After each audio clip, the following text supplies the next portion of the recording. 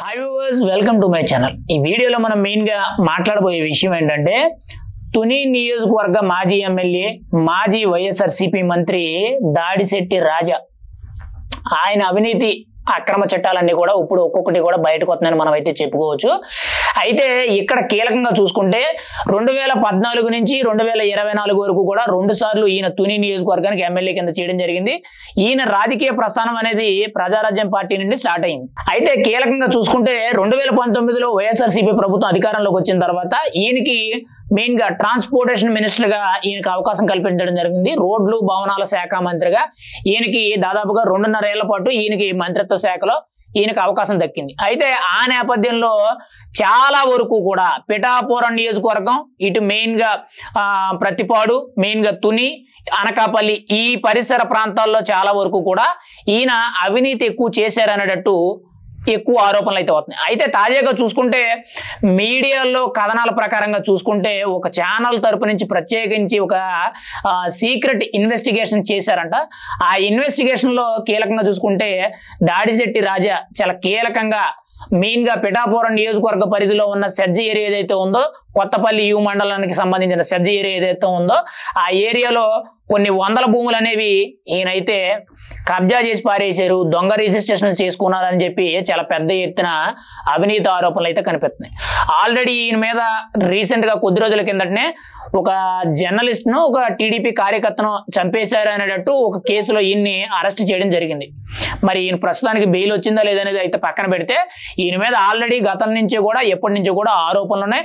పైగా ఈయన శాఖకు చేసిన అభివృద్ధి కంటే, ఈయన నియోజకవర్గానికి చేసిన అభివృద్ధి కంటే వైఎస్ఆర్సీపీలో చాలా వరకు కూడా కొంత అగ్రెసివ్గా ఉండే లీడర్స్ లో వైఎస్ఆర్సీపీ నేతల్లో ఈయన కూడా ఒక కీలకమైన నేత అని మనం అయితే చెప్పుకోవచ్చు. అయితే మాజీ మంత్రిగా చేశాడు, 2 సార్లు ఎమ్మెల్యేగా చేశాడు. అయితే ఈయన కీలకంగా చూసుకుంటే అవినీతి ఆరోపణలు అనేవి చాలా బలంగా వస్తున్నాయి. గతంలో కూడా చాలా ఆరోపణలు వచ్చినాయి. ఆయన మంత్రిగా ఉన్నప్పుడు కూడా చాలా ఆరోపణలు వచ్చినాయి, ఇప్పుడు కూడా ఆరోపణలు వస్తున్నాయి. అది కూడా పిఠాపురం నియోజకవర్గ పరిధిలో యు కొత్తపల్లి మండలం సెజ్ ఏరియా ఏదైతే ఉందో ఆ ఏరియాలో ఉన్న భూములు మెయిన్ గా కొంతమంది రైతుల దగ్గర నుంచి కూడా చాలా తక్కువ ధరకి వాళ్ళని బెదిరించి, వాళ్ళని భయపెట్టి వాళ్ళ దగ్గర నుంచి కూడా రిజిస్ట్రేషన్ చేసుకునేటట్టు కొంత సమాచారం. అంతేకాకుండా కీలకంగా చూసుకుంటే రైతుల దగ్గర నుంచి కూడా దొంగ రిజిస్ట్రేషన్ల కింద వేరే వ్యక్తులకి అమ్మించి వాళ్ళ దగ్గర నుంచి కూడా ఈయన దొంగ రిజిస్ట్రేషన్ చేయించుకున్నారని చెప్పి కొన్ని అవినీతి ఆరోపణలు అయితే వినిపిస్తున్నాయి. ఇప్పుడు ప్రస్తుతానికి ఒక మీడియా ఛానల్లో చాలా క్లియర్ కట్ గా ఈయన మీద చాలా విస్తృత స్థాయిలో ఆయన చేసిన అవినీతి అక్రమాల చిట్టా ఏదైతే ఉందో అదంతా కూడా బయటకు లాగి ప్రత్యేకించి టెలికాస్ట్ చేయడం జరుగుతుంది. మెయిన్ గా ఈ కథనాలన్నీ కూడా నేను చెప్పినవి కాదు, ఓపెన్ గా చూసుకుంటే మీడియా ఛానల్ అది కూడా ఈయన కథనాలన్నీ కూడా ఈయన చేసిన అవినీతి చట్టాలు ఏవైతే ఉన్నాయో అవన్నీ కూడా ఈరోజు ఈటీవీ ఛానల్ కి సంబంధించి ఒక ఎపిసోడ్ అయితే చాలా క్లియర్ కట్ గా తెలుస్తుంది. ఈయన గతంలోనే చాలా ఆరోపణలు వచ్చినాయి, ఇప్పుడు కూడా ఆరోపణలు అయితే వస్తున్నాయి. ప్రస్తుతానికి అయితే ఈయనకి ఏ మంత్రి పదవి లేదు, ప్రస్తుతానికి పార్టీ మారే ఆలోచనలో కూడా ఉన్నారని చెప్పి సమాచారం అయితే తెలుస్తుంది. ఎందుకనంటే ఈయన రాజకీయ ప్రస్థానం అనేది ప్రజారాజ్యం నుండి మొదలైంది కాబట్టి మళ్ళీ ఆ ప్రజారాజ్యం గూటికి చెందిన జనసేన పార్టీలోకి వస్తున్నట్లు, రాబోతున్నట్లు కొంత సమాచారం అయితే వినిపిస్తుంది. కానీ ఈయన మీద ఉన్న అవినీతి ఆరోపణలు కానీ ఈయన మీద ఉన్న వ్యతిరేకత అనేది చాలా తీవ్ర స్థాయిలో ఉంది.